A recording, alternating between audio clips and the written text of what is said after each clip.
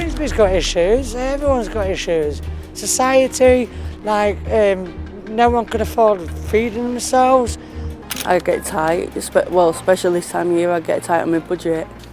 I make sure my bills and I do my big shop. When we think of the United Kingdom, most of us immediately think of Buckingham Palace, London Underground, afternoon tea, nobility, history, power. It's one of the largest economies in the world, a nation that once dominated the oceans, a country where it is believed that anyone born there lives better than the rest of the world. But there is another England, an England that doesn't appear in travel brochures. There is no castle, there's no light, no glamorous history. In these towns, people don't live from paycheck to paycheck. They live on almost nothing. And every day is just a survival problem. The house is covered in mold. The roads are full of potholes. A hot meal costs £3, not because it's cheap, but because that's all they can afford. This video will take you to the poorest cities in England, places you've never heard of, not because they're small, but because they're too inconvenient for the world to look at directly.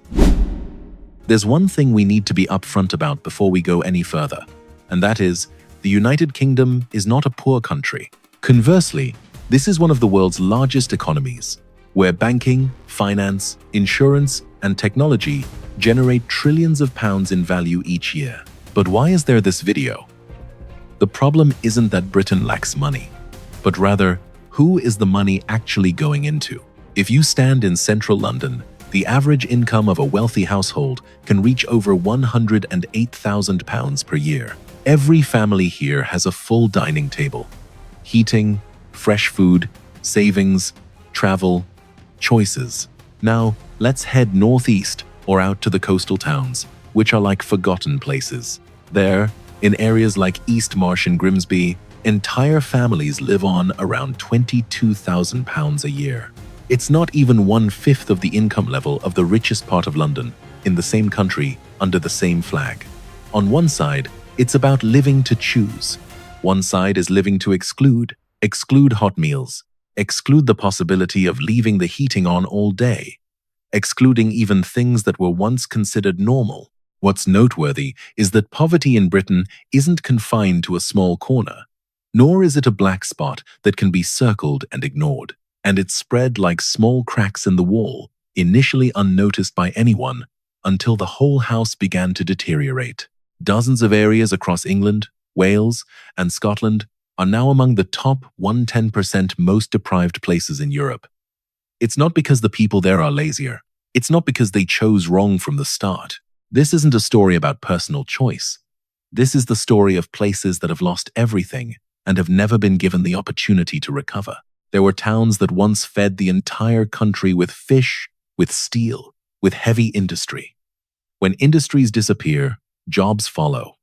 And then the younger generation. What remains is often old houses, tired infrastructure, and communities that have to learn to survive with less each year. Some people say that Britain is a society of equal opportunity. Perhaps that's true, if you're born in the right zip code. And here's the question I want you to keep in mind. Can a nation be called prosperous if that prosperity doesn't reach millions of its own citizens? Because what we're about to see next is no longer just numbers. It's no longer a map. That's the daily life of people living in the poorest cities in England, where living and surviving are two completely different concepts. There's something quite interesting about this. When a place is too poor, it is often not named. It's not because it's a secret, and because no one sees any benefit in talking about it. The cities we are about to mention are not on travel posters. There are no performative symbols. There's no dramatic rebirth story to inspire people on LinkedIn. They exist, like scratches beneath the beautiful coat of England. If you want to see poverty in Britain in its most original state, start in East Marsh, Grimsby. This is the place with the lowest household income in England and Wales. About £22,000 a year for the whole family. Just imagine, £22,000 is not a small amount. It's living in a state of permanent cuts. It's not about what to eat this week, but what are we skipping this week? Grimsby was once the city that fed the entire country with fish. When the fishing industry collapsed, the city didn't disappear. It just got left behind. The next name I want to mention is Jaywick. It wasn't the poorest year in a bad year. Jaywick held the title of the poorest place in England for over a decade. It's not because the people aren't trying, but because every effort here is like riding a bike against the wind. Housing is cheap, but it's difficult to heat. Close to the sea, but prone to flooding. Close to London, but far from opportunity. Jaywick is the perfect example of a modern paradox. Living close to the center of power, but unable to touch that power. Now, let's go to Hartlepool, a port city. And like many other port cities in Europe, it carries a familiar story. The factory is closed, the job disappeared, but people are still there. Deindustrialization doesn't happen like an explosion. It's like slowly drifting away from the harbor, a little lower each year, until one realizes the boat no longer docks. In Hartlepool, poverty is not noisy. It's silent, persistent, and passed down from generation to generation. Great Yarmouth used to be where the British went for their summer holidays. Sea, Victorian houses, entertainment, lights. Today, many things remain, but the spirit is gone. Old theaters are being turned into cheap entertainment venues. Hotels turned into temporary hostels. Tourism still comes, but the money doesn't stay. Great Yarmouth is like a party that ended long ago, but no one has cleaned up yet. And Greenock, Scotland, is not just poor, it's missing people. In just a decade, the population decreased by thousands. It's not because of natural disasters, and because there's no reason to stay. When young people leave, the city doesn't die immediately. It's getting old. Slow down. And poverty follows in a way that is very difficult to reverse. What's the irony? These places are not poor because they are small. They are poor because they were once important. There used to be an industry. I used to have a job. Once had a promising future. And then the promise expired. The question for you is, what should a city do when its role in the national economy is no longer needed? Because in the next part, we will leave the maps and numbers behind and step directly into the daily lives of the people surviving in these cities. If you want to understand what poverty looks like in Britain, don't look at a map, don't look at the chart. Let's take a look at the morning of a typical family. A single mother, 4 children, an old house.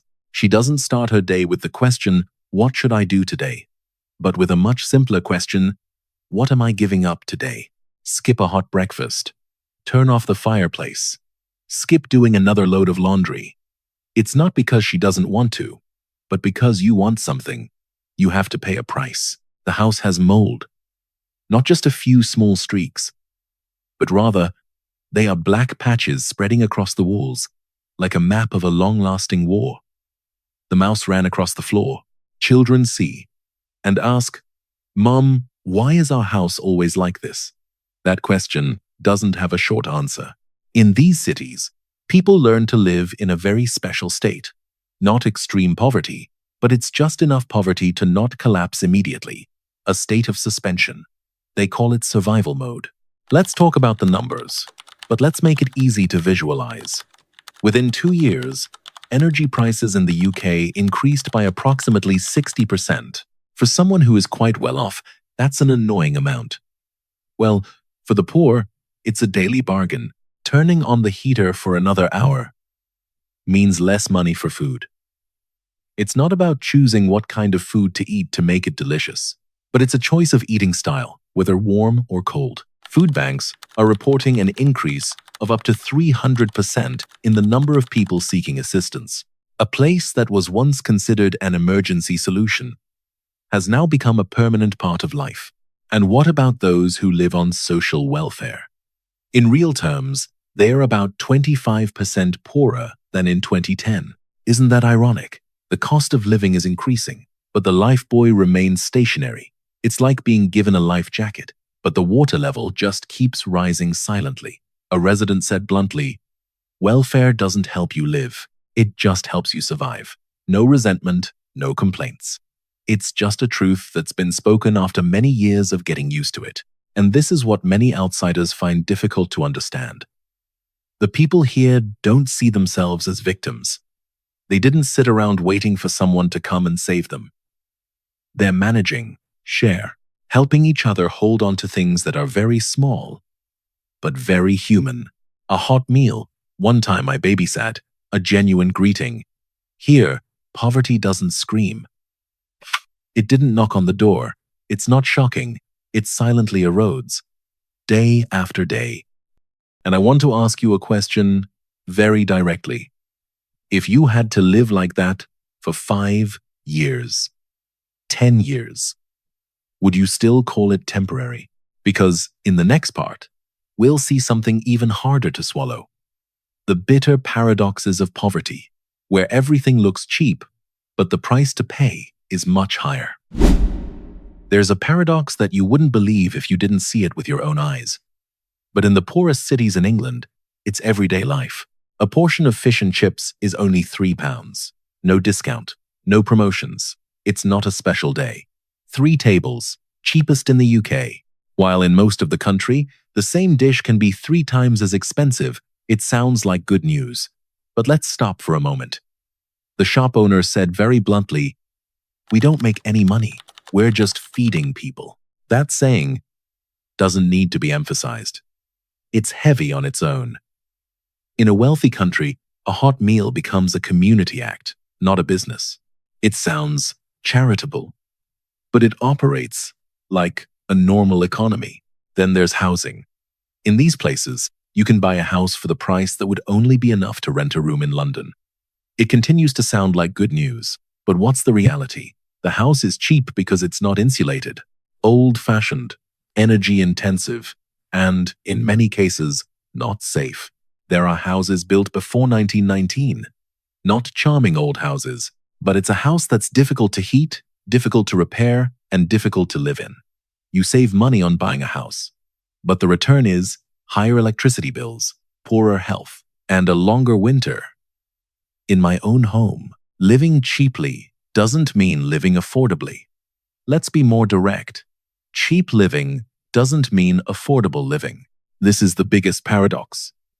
Everything looks cheap, but the real price is much higher. Expensive as health. Expensive as life itself. It's expensive in terms of prolonged, unnamed fatigue. Perhaps this is the modern version of equal opportunity. Everyone has the right to buy cheap goods, if they're willing to pay with things not listed on the invoice. And I want to ask you a question. A very simple one. If a society only functions smoothly when the poor have to live on temporary solutions, is that truly a sustainable society? Because these paradoxes don't just appear on their own. They are the result of decades-long decisions, choices about careers, infrastructure, and how a country treats the communities that once sustained it. In the next section, we will delve into the real cause. What caused these cities to fall into survival mode, and why it is so difficult to escape. There's a saying that anyone who lives long enough in Europe has heard. In various forms, if they're poor, it's probably because they didn't try hard enough. Sounds concise, and it sounds so easy to not have to think anymore. But if poverty is just a matter of attitude, then the cities we just passed through wouldn't have been poor at the same time, in the same way, and for so many generations. Poverty here is not an event, it's a process. Let's start with the most basic thing. Jobs. Grimsby was once one of the largest fishing ports in the world. At one point, 85 to 90% of the people here lived directly or indirectly from the sea. Then the fishing industry collapsed, not overnight. And over the years, fishing ground disputes, resource depletion, fishing quotas, when the industry disappears, jobs don't relocate. It disappeared completely. But the houses are still there. The family is still there. The memories are still there. Not everyone can pack up their life and go elsewhere, especially when the entire city is built around a single role, and then that role is no longer needed. But what's noteworthy is that even with new jobs, many places are still stuck due to infrastructure. Public transportation is weak. Poor connection. Wanting to work further away wastes time, wastes money. Then there's housing. Many of the houses in these cities were built before 1919.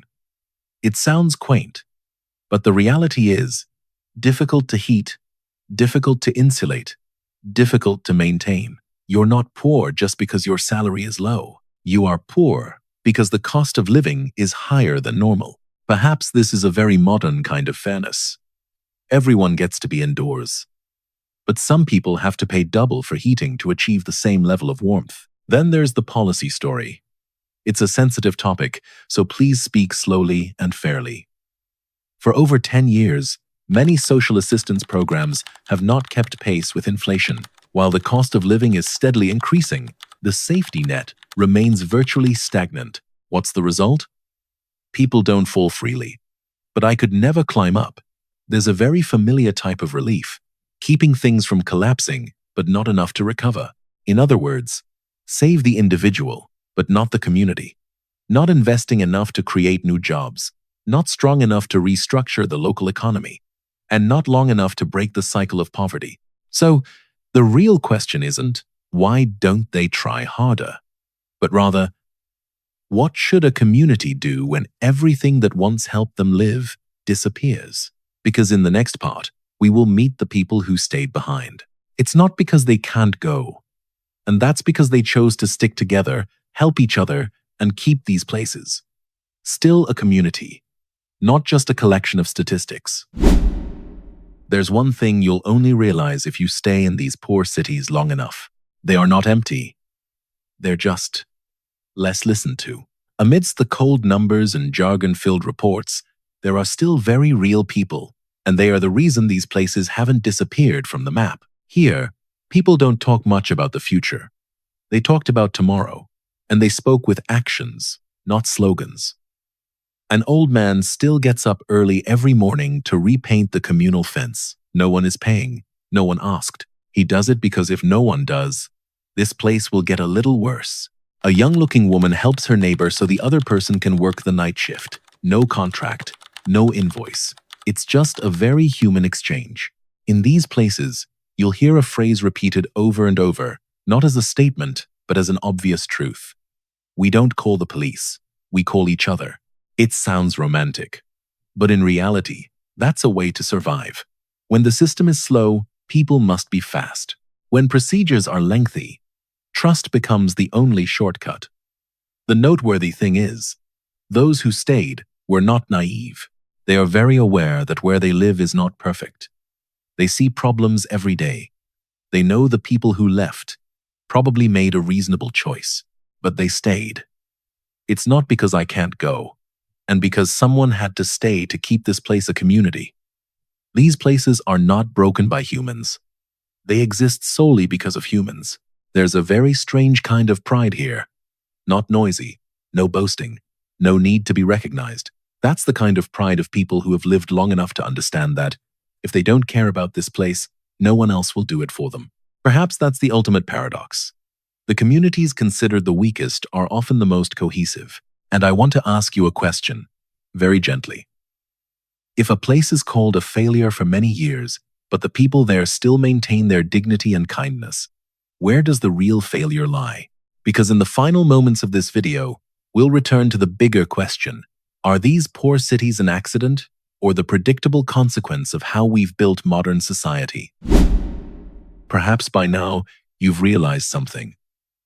The poorest cities in England are not poor for no reason. They are poor because we are used to not looking at them anymore. It's not because of a lack of effort. It's not because of a lack of people. And because when a community no longer directly serves the growth engine, it's very easy to see it as a secondary cost. Ironically, the places that once fed an entire nation now have to learn how to feed themselves with very little. This video is not meant to say that Britain is a failed nation, nor is it intended to criticize any individual. This is a story about a phenomenon, about long-term consequences, and about communities living in the blind spot of attention. And I want to leave you with a few questions, not to answer right away, but to carry with you after the video ends. Can a country be called prosperous if millions of people are just surviving? When a city is no longer economically viable, who is responsible? And most importantly, how many Grimsbys, Jaywicks, Hartlepools are silently existing within your own country? If you live in the UK, do you see any familiar images in this video?